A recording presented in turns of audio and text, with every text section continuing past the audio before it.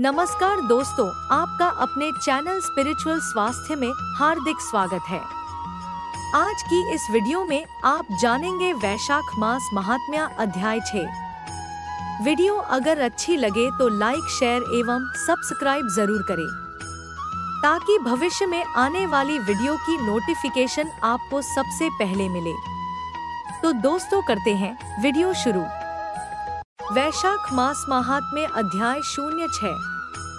इस अध्याय में भगवत कथा के श्रवण और कीर्तन का महत्व तथा वैशाख मास के धर्मों के अनुष्ठान से राजा पुरुषा का संकट से उद्धार।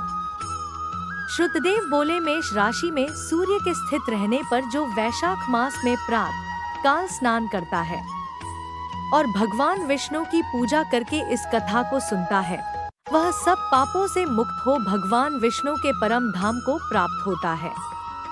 इस विषय में एक प्राचीन इतिहास कहते हैं, जो सब पापों का नाशक, पवित्र कारक, धर्मानुकूल, वंदनीय और पुरातन है।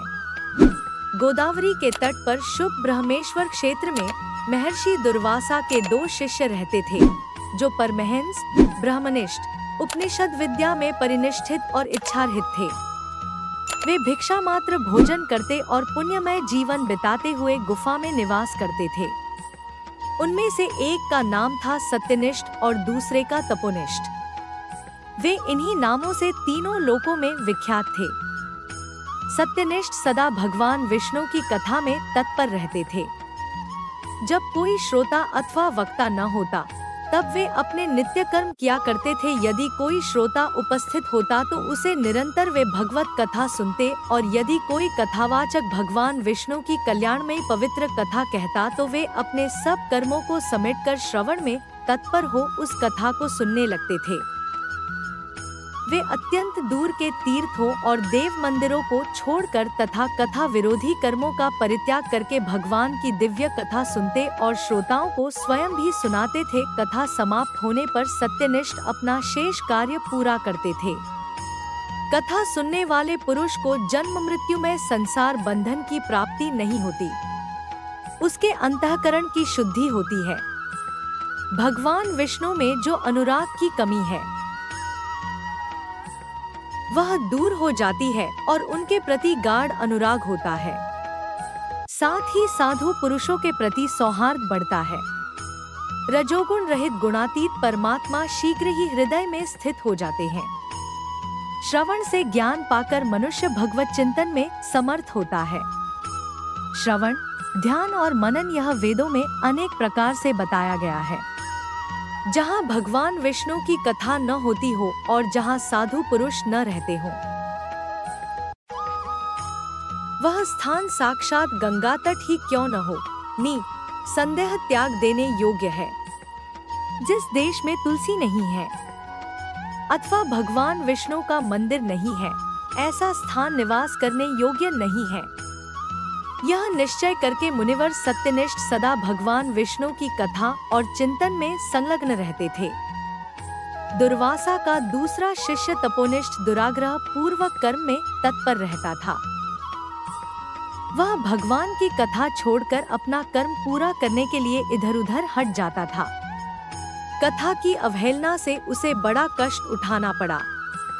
अंततोगत्वा कथाप्रायण सत्यनिष्ठ ने ही उसका संकट से उद्धार किया। जहाँ लोगों के पाप का नाश करने वाली भगवान विष्णु की पवित्र कथा होती है, वहाँ सब तीर्थ और अनेक प्रकार के क्षेत्र स्थित रहते हैं। जहाँ विष्णु कथारूपी पुण्यमयी नदी बहती रहती है, उस देश में निवास करने वालों की मुक्ति उनके हाथ में ही है। पूर्व काल में पांचाल देश में पुरुषा नामक एक राजा थे, जो पुण्यशील एवं बुद्धिमान राजा भूरियशा के पुत्र थे। पिता के मरने पर पुरुषा राज्य सिंहासन पर बैठे। वे धर्म की अभिलाषा रखने वाले, शूरता, उदारता आदि गुणों से संपन्न और धनुर्वेद में प्रवीण थे। उन महामती नरेश ने अपने धर्म के अनुसार पृथ्वी का पालन किया। कुछ काल के पश्चात राजा का धन नष्ट हो गया। हाथी और घोड़े बड़े बड़े रोगों से पीड़ित होकर मर गए। उनके राज्य में ऐसा भारी अकाल पड़ा जो मनुष्यों का अत्यंत विनाश करने वाला था। पांचाल नरेश राजा पुरुषा को निर्बल जानकर उनके शत्रुओं ने आक्रमण किया और युद्ध में उनको जीत लिया।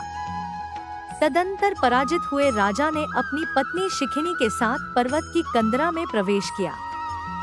साथ में दासी आदि सेवक गण भी थे। इस प्रकार छिपे रहकर राजा मन ही मन विचार करने लगे कि मेरी यह क्या अवस्था हो गई। मैं जन्म और कर्म से शुद्ध हूँ, माता और पिता के हित में तत्पर रहा हूँ, गुरु भक्त, उदार, ब्राह्मणों का सेवक, धर्मपरायण, सब प्राणियों के प्रति दयालु, देव पूजक और जितेंद्रिय भी हूँ। फिर किस कर्म से मुझे यह विशेष दुख देने वाली दरिद्रता प्राप्त हुई है? किस कर्म से मेरी पराजय हुई और किस कर्म के फलस्वरूप मुझे यह वनवास मिला है? इस प्रकार चिंता से व्याकुल होकर राजा ने खिन्न चित्त से अपने सर्वज्ञ गुरु मुनिश्रेष्ठ याज और उपयाज का स्मरण किया। राजा के आवाहन करने पर दोनों बुद्धिमान मुनीश्वर वहां आए। उन्हें देखकर पांचाल प्रिय नरेश सहसा उठकर खड़े हो गए और बड़ी भक्ति के साथ गुरु के चरणों में मस्तक रखकर प्रणाम किया। फिर वन में पैदा होने वाली शुभ सामग्रियों के द्वारा उन्होंने उन दोनों का पूजन किया और विनीत भाव से पूछा, विप्रवरो, मैं गुरुचरणों में भक्ति रखने वाला हूँ। मुझे किस कर्म से यह दरिद्रता, कोष हानि और शत्रुओं से पराजय प्राप्त हुई है? किस कारण से मेरा वनवास हुआ और मुझे अकेले रहना पड़ा? मेरे न कोई पुत्र है, न भाई है और न हितकारी मित्र ही है। मेरे द्वारा सुरक्षित राज्य में यह बड़ा भारी अकाल कैसे पड़ गया? ये सब बातें विस्तार पूर्वक मुझे बताइए। राजा के इस प्रकार पूछने पर वे दोनों मुनिश्रेष्ठ कुछ देर ध्यानमग्न हो इस प्रकार बोले, राजन, तुम पहले के 10 जन्मों तक महापापी व्याध रहे हो। तुम सब लोगों के प्रति क्रूर और हिंसापरायण थे। तुमने कभी लेशमात्र भी धर्म का अनुष्ठान नहीं किया। इंद्रिय संयम तथा मनोनिग्रह का तुम में सर्वथा अभाव था। तुम्हारी जिह्वा किसी प्रकार भगवान विष्णु के नाम नहीं लेती थी। तुम्हारा चित्त गोविंद के चारु चरणारविंदों का चिंतन नहीं करता था और तुमने कभी मस्तक नवाकर परमात्मा को प्रणाम नहीं किया। इस प्रकार दुरात्मा व्याध का जीवन व्यतीत करते हुए तुम्हारे 9 जन्म पूरे हो गए। 10वां जन्म प्राप्त होने पर तुम सह्य पर्वत पर पुनः व्याध हुए। वहाँ सब लोगों के प्रति क्रूरता करना ही तुम्हारा स्वभाव था। तुम मनुष्यों के लिए यम के समान थे, दयाहीन, शस्त्रजीवी और हिंसापरायण थे। अपनी स्त्री के साथ रहते हुए राह चलने वाले पथिकों को तुम बड़ा कष्ट दिया करते थे, बड़े भारी शठ थे। इस प्रकार अपने हित को न जानते हुए तुमने बहुत वर्ष व्यतीत किए। जिनके छोटे छोटे बच्चे हैं, ऐसे मृगों और पक्षियों के वध करने के कारण तुम दयाहीन दुर्बुद्धि को इस जन्म में कोई पुत्र नहीं प्राप्त हुआ। तुमने सबके साथ विश्वासघात किया, इसलिए तुम्हारे कोई सहोदर भाई नहीं हुआ। मार्ग में सबको पीड़ा देते रहे, इसलिए इस जन्म में तुम मित्र रहित हो। साधु पुरुषों के तिरस्कार से शत्रुओं द्वारा तुम्हारी पराजय हुई है। कभी दान न देने के दोष से तुम्हारे घर में दरिद्रता प्राप्त हुई है। तुमने दूसरों को सदा उद्वेग में डाला, इसलिए तुम्हें दुहसा वनवास मिला। सबके अप्रिय होने के कारण तुम्हें असह्य दुख मिला है। तुम्हारे क्रूर कर्मों के फल से ही इस जन्म में मिला हुआ राज्य भी छिन गया है। वैशाख मास की गर्मी में तुमने स्वार्थवश एक दिन एक ऋषि को दूर से तालाब बता दिया था और हवा के लिए पलाश का एक सूखा पत्ता दे दिया था। बस जीवन में इस एक ही पुण्य के कारण तुम्हारा यह जन्म परम पवित्र राजवंश में हुआ है। अब यदि तुम सुख, राज्य, धनधान्यादि संपत्ति, स्वर्ग और मोक्ष चाहते हो अथवा सायुज्य एवं श्रीहरि के पद की अभिलाषा रखते हो तो वैशाख मास के धर्मों का पालन करो। इससे सब प्रकार के सुख पाओगे। इस समय वैशाख मास चल रहा है। आज अक्षय तृतीया है। आज तुम विधिपूर्वक स्नान और भगवान लक्ष्मीपति की पूजा करो। यदि अपने समान ही गुणवान पुत्रों की अभिलाषा करते हो तो सब प्राणियों के हित के लिए प्याऊ लगाओ। इस पवित्र वैशाख मास में भगवान मधुसूदन की प्रसन्नता के लिए यदि तुम निष्काम भाव से धर्मों का अनुष्ठान करोगे तो अंतःकरण शुद्ध होने पर तुम्हें भगवान विष्णु का प्रत्यक्ष दर्शन होगा। यूं कहकर राजा की अनुमति ले उनके दोनों ब्राह्मण पुरोहित याज और उपयाज जैसे आए थे वैसे ही चले गए। उनसे उपदेश पाकर महाराज पुरुषा ने वैशाख मास के संपूर्ण धर्मों का श्रद्धापूर्वक पालन किया और भगवान मधुसूदन की आराधना की। इससे उनका प्रभाव बढ़ गया तथा बंधुबांधव उनसे आकर मिल गए। तत्पश्चात वे मरने से बची हुई सेना को साथ ले बंधुओं सहित पांचाल नगरी के समीप आए। उस समय पांचाल राजा के साथ राजाओं का पुनः संग्राम हुआ। महारथी पुरुषा ने अकेले ही समस्त महाबाहु राजाओं पर विजय पाई। विरोधी राजाओं ने भागकर विभिन्न देशों के मार्गों का आश्रय लिया।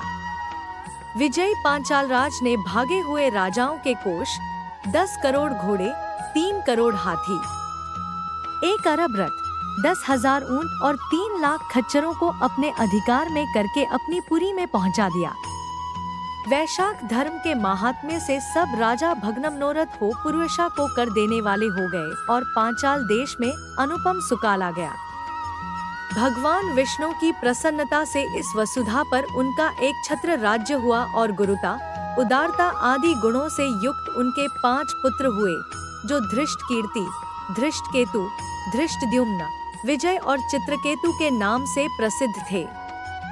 धर्म पूर्वक प्रतिपालित होकर समस्त प्रजा राजा के प्रति अनुरक्त हो गई। इससे उसी क्षण उन्हें वैशाख मास के प्रभाव का निश्चय हो गया।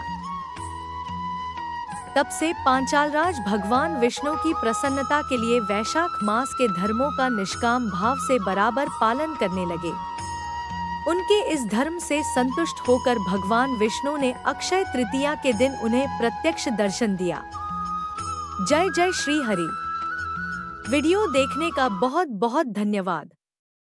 अगर जानकारी अच्छी लगी हो तो कृपया लाइक, शेयर एवं सब्सक्राइब करें। मिलते हैं नेक्स्ट वीडियो में।